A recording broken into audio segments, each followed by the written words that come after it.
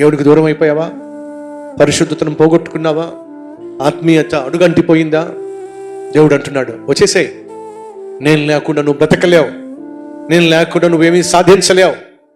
నేను లేని చోటుకి వెళ్ళావు, నాకు ఇష్టం లేని వాటిని చేశావు, నీకు ఇష్టమైనటువంటి తిరుగులు తిరిగావు. అయినా నిన్ను ఆహ్వానిస్తున్నా, నిన్ను పిలుస్తున్నా, తిరిగి వచ్చేసాయి. నా సన్నిధిలో నీకు సమృద్ధి ఉంది, నా సన్నిధిలో నీకు సమాధానం ఉంది, నా సన్నిధిలో ప్రతి సమస్యకు పరిష్కారం ఉంది.